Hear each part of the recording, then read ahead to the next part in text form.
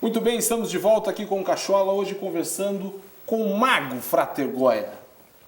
Nossa, intimida esse mago assim na frente. Você estava falando do ciclo iniciático de Hermes. Isso. Continua, por gentileza. Bom, explicando o que acontece lá.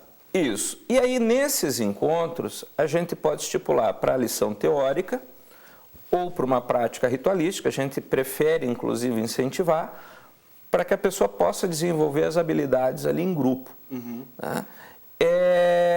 E depois, óbvio, a gente sempre dá uma esticada, a gente faz um jantar, faz alguma coisa onde todos possam aproveitar.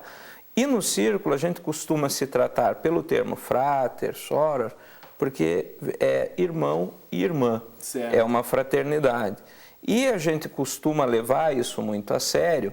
Então, na outra ocasião que a gente conversou, havia uma aluna do círculo que fez algumas demonstrações, etc. E, no caso, quando ela veio se mudar, ela é de Santa Catarina, quando ela se mudou a Curitiba, os pais ligaram e pediram para que a gente acompanhasse ela, olha, veja se está tudo bem com ela e tal. Então, a gente tem uma grande relação também com a família do membro, não apenas com o membro, porque a gente encara que se você tem que esconder alguma coisa da sua família, do seu marido, da sua esposa, não pode ser bom. Claro, sem dúvida. Né? Então, mas aí você pode me perguntar, mas por que segredo então? Então, por que é uma sociedade secreta? Acho que é a pergunta óbvia que vem depois. É secreto porque você não vai frequentar a sala de aula que teu filho estuda. Você vai, você conhece a escola, conhece os professores, mas você não assiste a aula com ele. Certo. Por quê? Porque é normal e natural que quem está matriculado na escola participe dos cursos, e não quem está fora. Então, é nesse sentido que os rituais são velados e são fechados. Maravilha. Então, vamos assistir a reportagem aqui, que vai esclarecer vários detalhes do mundo da magia.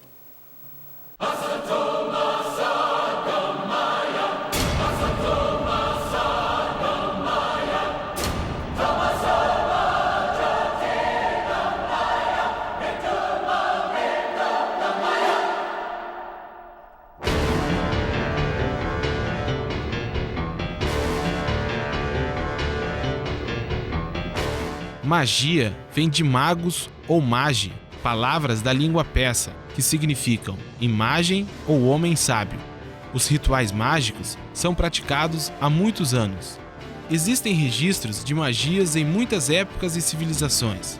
Ela é citada inclusive nos principais livros religiosos, como a Bíblia, o Torá e o Alcorão.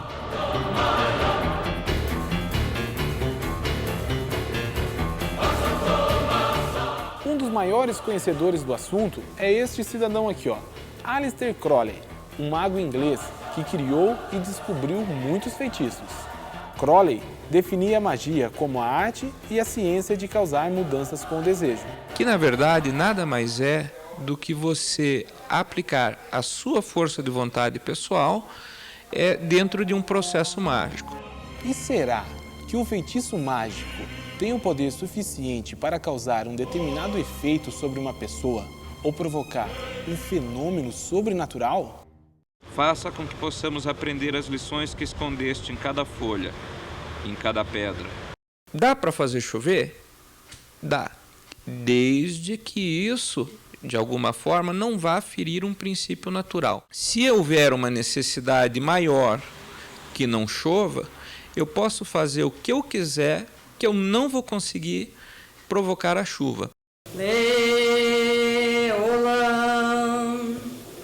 Amém. Na magia, é comum que a gente simplesmente utilize-se de rituais. Esses rituais podem ser de várias naturezas. A bem da verdade, eu devo dizer que a maior parte dos rituais, para quem não conhece, soa muito estranho, em alguns casos teatral demais, em outros pode parecer até ridículo. Porém, a gente deve lembrar que o objetivo da magia é atingir o espírito e não atingir a razão.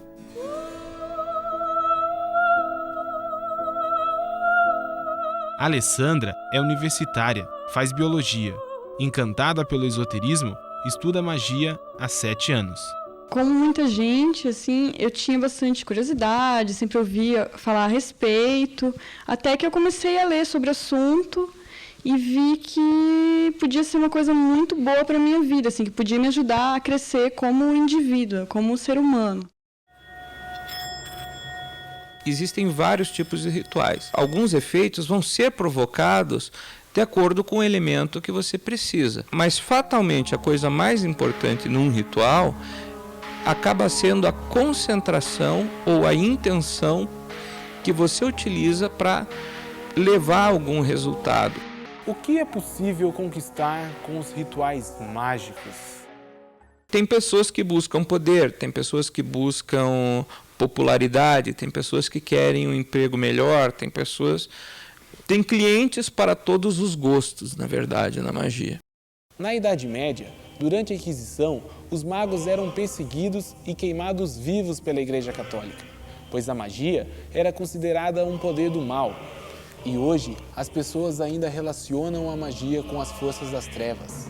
Lenda ou verdade? A magia, na verdade, está, de certa forma, além do bem e do mal. Que a magia é uma força cega. Por exemplo, um carro é uma força cega. Eu posso utilizar um carro para fazer uma viagem ou eu posso usar o carro para atropelar uma pessoa. Então, o que vai diferenciar se é boa ou se é ruim é o uso que o magista vai fazer dessa magia, né? desse ritual que ele vai implicar.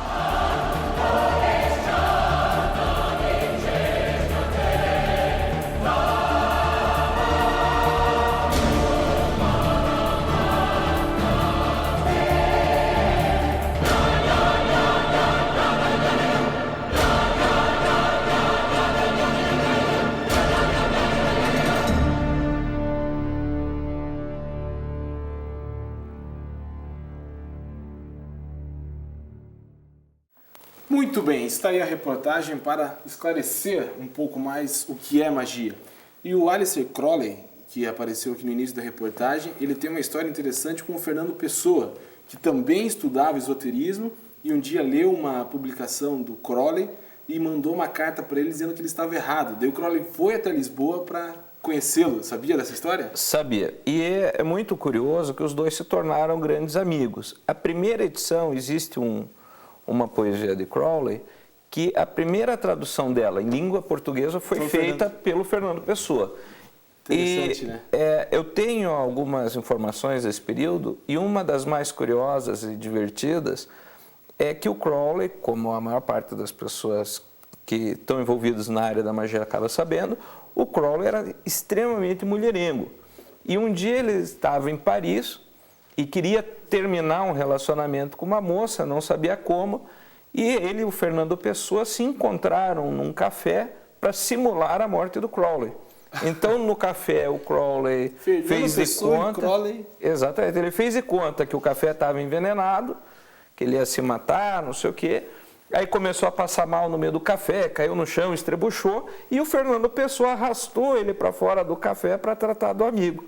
Né? E isso é uma das N passagens que os dois têm envolvidas juntos. E você pode, se procurar na internet, é capaz que consiga cópias de algumas dessas cartas que os dois trocavam por longo período. Né? Uhum. E apesar de algumas informações erradas... Mas você tem essa carta? Tenho. Então me passe e vamos colocar no site do Cachola. Se você estiver vendo pela internet, é só arrastar um pouquinho que está lá embaixo. Vai estar à disposição. E o pessoal comenta que o Fernando Pessoa pertencia a determinados grupos rosacruzes, mas não. O vínculo dele com a linha de rosacrucianismo vem através do Crowley. Que influenciou ele nesse trabalho todo. Certo, então a gente vai dar mais uma paradinha e já voltamos aqui conversando com o Frater Goy. Espera a gente aí.